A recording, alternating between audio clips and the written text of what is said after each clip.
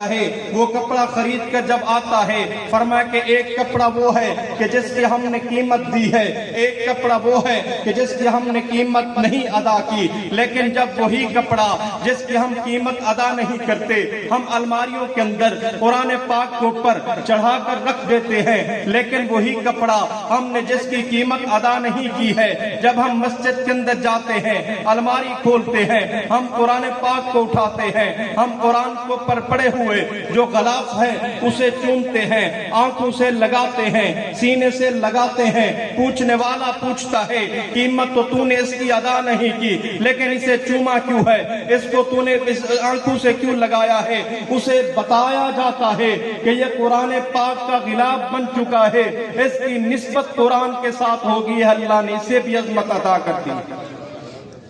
تو میرے دوستو قرآن پاک ایسی لاریب کتاب ہے،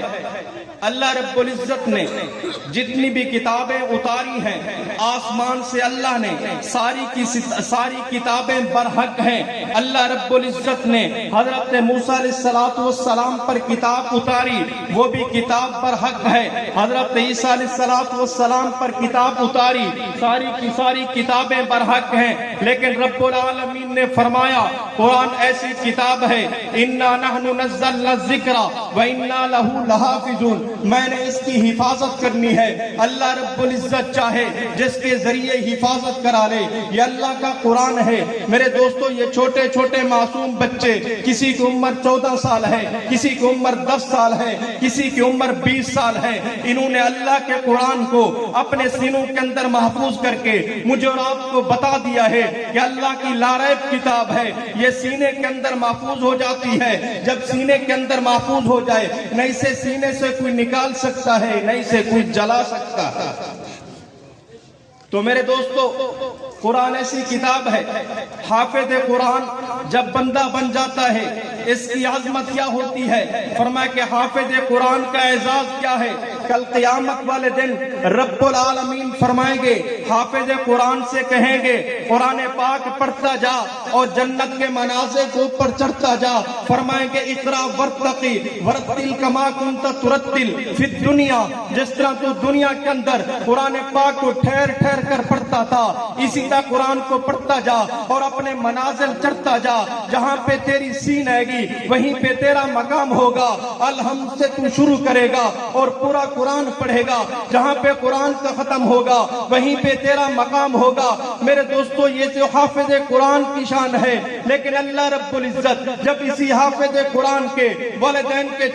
سر کے اوپر ایک تاج رکھیں گے، آج دنیا کے اندر تم نے دنیا کے تاجوں کو دیکھا ہے لوگ خوش ہو جاتے ہیں، لیکن رب العالمین جو تاج رکھیں گے اس کی عظمت اور شان یہ ہے، حدیث پاک کے اندر آتا ہے ذوءہ احسن من ضوء الشمس، اللہ رب العزت اس تاج کو ایسی چمک عطا فرمائیں گے دیکھنے والے دیکھیں گے، لوگ پوچھیں گے رب العالمین سے یا اللہ یہ کون آ رہا ہے، یہ کوئی نبی آ رہا ہے، یہ کوئی ولی آ رہا ہے، یہ کوئی رسول آ رہا ہے، یہ کوئی پیغمبر آ رہا ہے، انہیں بتایا جائے گا یہ نبی نہیں ہے، یہ رسول نہیں ہے، یہ پیغمبر نہیں ہے، نبی کا مرتبہ اونچا، رسول کا مرتبہ اونچا، ولی کا مرتبہ اونچا ہے، یہ تو عام انسان ہے، یہ تو سادہ بندہ ہے جس نے سردی اور گرمی کو برداشت کر کے، مشقت کو برداشت کر کے، تکلیفوں کو برداشت کر کے، محنت مزدوری کر کے اپنے بچے کو حافظ قرآن بنایا تھا، اسی کے اعزاز کے اندر اللہ نے اس کے والد کو تاج پہنایا ہے کہ دنیا حیران رہ جائے۔ میرے دوستو حافظ قرآن کی عظمت کیا ہے، حافظ قرآن کا شان کیا ہے، کل قیامت کا دن ہوگا، حشر کا میدان ہوگا، اللہ رب العزت حافظ قرآن کو فرمائیں گے تو جنت کے اندر جا رہا ہے،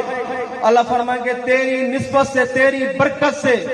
اپنے خاندان کے 10 ایسے لوگ واجبت لہ النار جن کو پر میں نے جہنم کو واجب کر دیا ہے، اللہ فرمائیں گے تیری سفارش قبول ہوگی، جہنم سے نکال ان کو جنت میں لے جا۔ تو میرے دوستو یہ حافظ قرآن کی عظمت ہے، حافظ قرآن کا شان ہے، حافظ قرآن کا مقام ہے، لیکن یہی قرآن جس نبی کے اوپر اترا ہے وہ میرے اور آپ کے پیغمبر جناب محمد الرسول اللہ صلی اللہ علیہ وسلم کی عظمت آپ کو سنا دوں۔ میرے دوستوں، میرے اور آپ کے پیغمبر صرف انسانات کے نبی نہیں ہیں، حیوانات کے نبی نہیں ہیں، بلکہ اللہ کے پاک پیغمبر صلی اللہ علیہ وسلم جس طرح انسانات کے نبی ہیں، حیوانات کے بھی نبی ہیں، جمادات کے بھی نبی ہیں، حضور علیہ الصلوۃ والسلام حشرات کے بھی نبی ہیں، زمین کی پستی کے نبی ہیں، آسمان کی بلندی کے نبی ہیں، مکین و مکان کے نبی ہیں، لوح و قلم کے نبی ہیں، شجر و حجر کے نبی ہیں، بر و بحر کے نبی ہیں، خشک و تر کے نبی ہیں، باقی محض نبی ہیں، آپ نبیوں کے بھی نبی ہیں، باقی محض پیغمبر ہیں، آپ پیغمبروں کے بھی پیغمبر ہیں، باقی محض رسول ہیں، آپ رسولوں کے بھی رسول ہیں، باقیوں کو نبوت ملی ہے، آپ کو ختم نبوت ملی ہے، باقیوں کو شفاعت ملی ہے، آپ کو شفاعت عظمی اور عظمی کا تاج اللہ نے پہنایا ہے، باقیوں کو بھی معراج ہوا ہے، آپ کو بھی معراج ہوا ہے، باقیوں کا معراج امتحان کی صورت میں، آپ کا معراج انعام کی صورت میں، باقیوں کا معراج فرش زمین پہ ہوا ہے، آپ کو معراج عرش بری پہ ہوا۔ اور اللہ رب العزت نے جب بھی کسی نبی کو، کسی پیغمبر اور رسول کو خطاب کیا تو رب العالمین نے نام لے کر خطاب کیا۔ اللہ رب العزت نے حضرت آدم علیہ السلام کو خطاب کیا، قرآن کے اندر ذکر فرمایا یا آدم اسکن انت وزوجک الجنہ۔ حضرت نوح علیہ السلام کو خطاب کیا یا نوح انہ لیس من اہلک۔ حضرت ابراہیم علیہ السلام کو خطاب کیا یا ابراہیم قد صدقت الرؤیا انا کذالک نجزی المحسنین۔ حضرت موسیٰ کو خطاب کیا ما تلک بیمینک یا موسیٰ۔ حضرت عیسیٰ کو خطاب کیا یا عیسیٰ انی متوفیک ورافعک۔ لیکن میں قربان جاؤں، جب میرے اور آپ کے پیغمبر جناب محمد الرسول اللہ صلی اللہ علیہ وسلم کی باری آتی ہے، رب العالمین نے نام لے کر نہیں پکارا، بلکہ کہیں یا ایھا النبی،